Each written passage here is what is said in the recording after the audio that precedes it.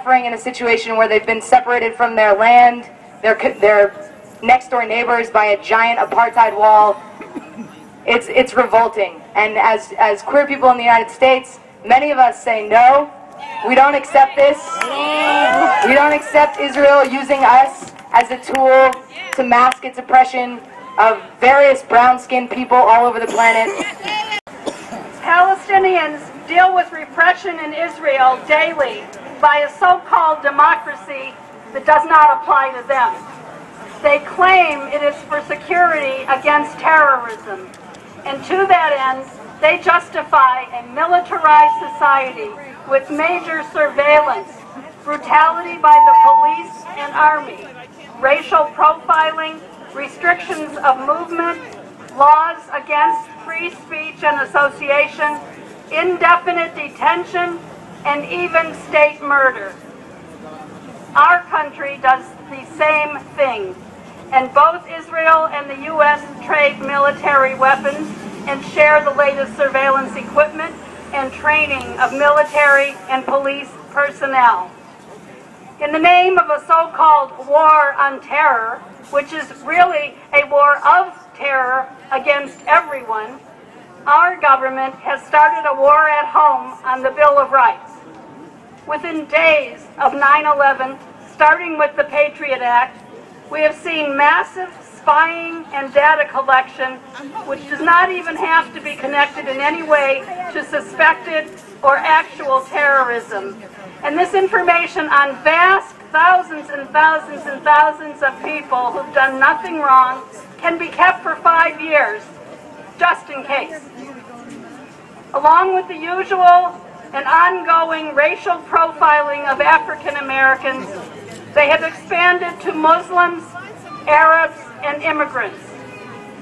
The New York Police Department, along with the help of the CIA, has been collecting information on whole Muslim communities, including mosques and college students.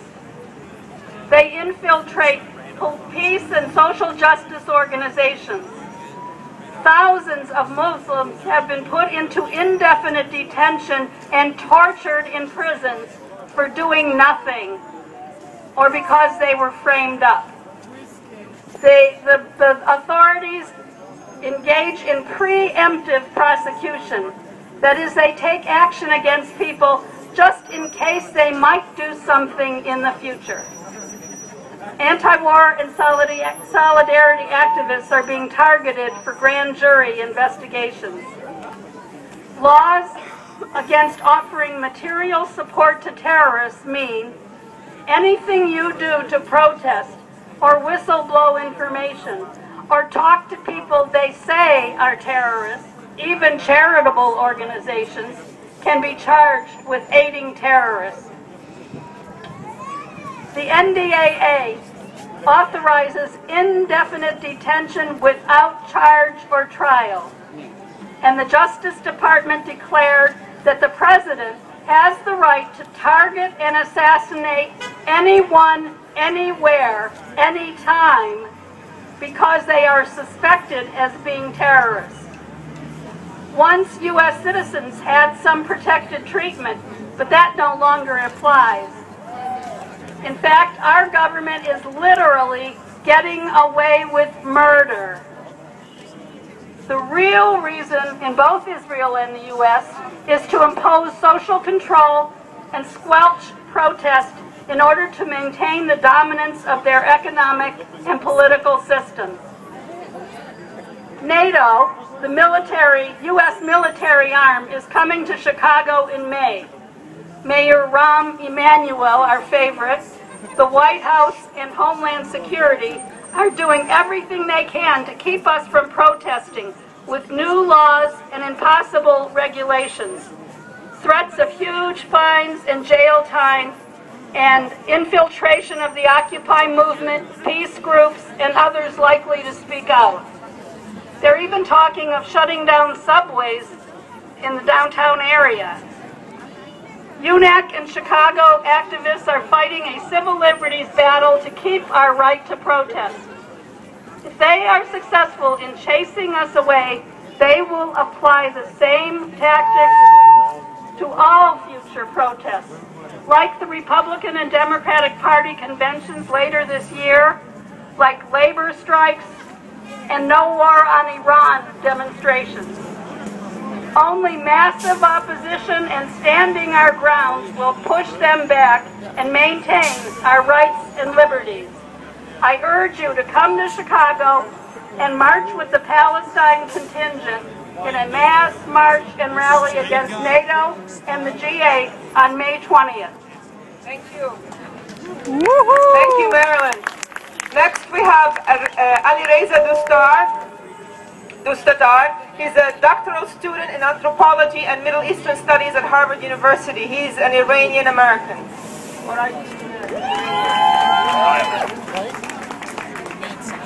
Thank you all for coming. On this land day, it would be wise, as my comrades have already done, to remind ourselves that the plight of the Palestinian people is inseparable from other forms of imperial oppression and tyranny around the world.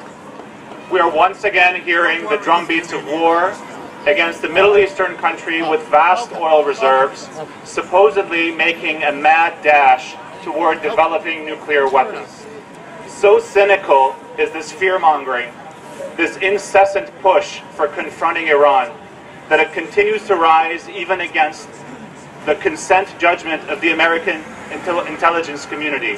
We keep hearing that there is no evidence of an Iranian nuclear weapons program, and yet we are told that Iran must be stopped. Stopped from what? Is this really about nuclear weapons? Is it, as President Obama has claimed, about preventing a nuclear arms race in the Middle East? It clearly is not. If the issue were nuclear proliferation, why do we hear nothing of Israel's nuclear arsenal? Woohoo! Or for that matter, that of the United States, which no one can forget is the only country to have ever used such weapons. Woohoo! This constant talk of war and the tightening of sanctions that war talk has enabled are not aimed at stopping nuclear weapons. They are aimed at suppressing an independent state that is able to stand up to American and Israeli designs on the Middle East. In the thinking of the American and Israeli imperial regime, just as there should not be an independent Palestine, independence cannot be tolerated in Iran, in Iraq, in Egypt, in Afghanistan, in Pakistan, in Lebanon, or anywhere else. For the imperialists and colonists, strong, independent Middle Eastern states would spell the end of decades of unchecked expansionism. The choice that we are constantly being offered by our politicians and the media that do nothing but regurgitate their platitudes, the supposed alternative between sanctions and war, is no alternative at all. As people of conscience, we need to demand that the American government end the bullying, the oppression, and the tyranny. We need to demand that the American government respect the rights of other peoples to be independent and to determine their own destinies. We need to demand an end to sanctions, an end to collective punishment, an end to war, and an end to the threat of war. Thank you. Woohoo! Thank you, Alireza. Next, we have Clyde Grubbs. He's a member of Decolonize to Liberate from Occupy Boston and a local pastor. Hello. As Selma said, this is indigenous land. This is Massachusetts. It's been called Massachusetts for tens of thousands of years. Over there was the village called Shaman. Over there the village called Mattapan. Over there, Neponset people, the villages, and over there was the village called Mystic. These villages were all rounded up and taken away from their place, made refugees.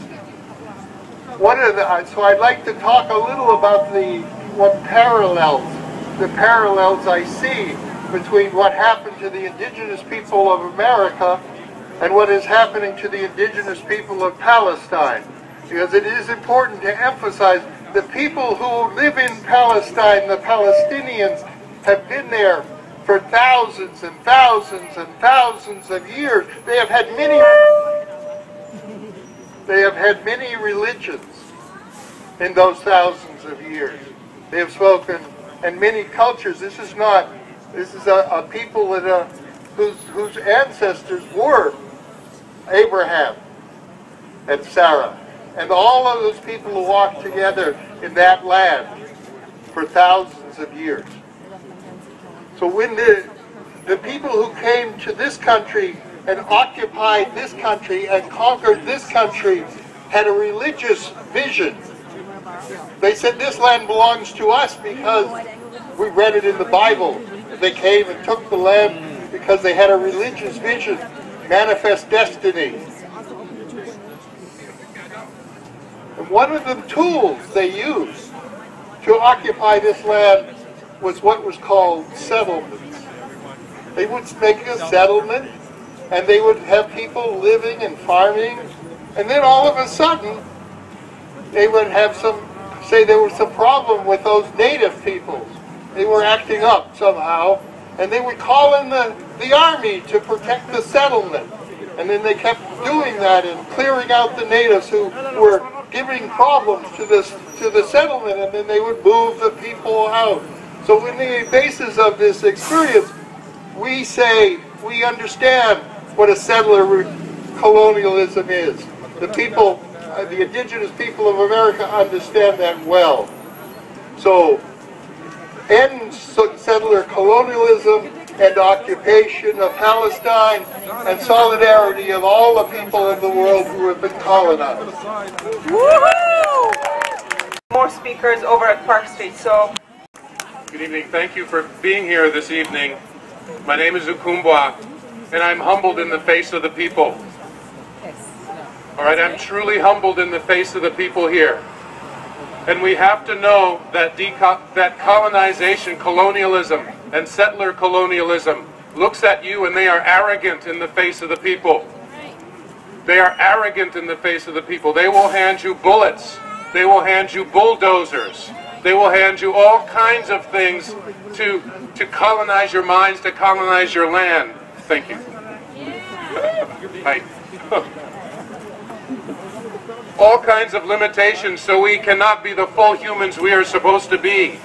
I stand here on Turtle Island, because I understand what's underneath the United States of America. And I understand that these buildings here are the signs of settler colonialism. I understand that these bricks are the sign of settler colonialism. I understand that even these cars that we drive, some of the clothes that we wear, are the signs of settler colonialism. We have to know that here. If we care about people, if we look at each other in the eyes and we see the face of humanity, we have to know where we are and why we're here. I stand here as an African in America. An African in America. I know who my ancestors are and I know how they got here. That was part of my decolonization process, to understand that, so I can create a correct relationship with the indigenous people here. So I have to... next we're going to have Rami Abu Musmar. He's from a community, from a mosque in Rhode Island, and would like to say a few words about the Global March to Jerusalem. Please welcome Rami.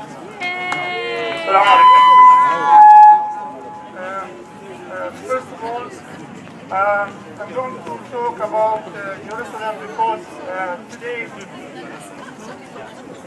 today is the Global March to Jerusalem, so I will just take a few minutes to talk about Jerusalem. All we know what Jerusalem means to all the three religions, and it's the ancient city for more than 5,000 years.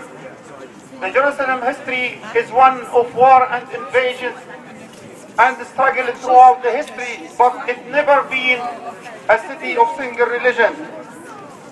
United Nations and international community recognized the city as international zone in 1947. That was called by the British colonization at the time of 1947, and the United Nations declared it as international zone, or what they called corpus separatum, because of the importance of the city to all religions. However,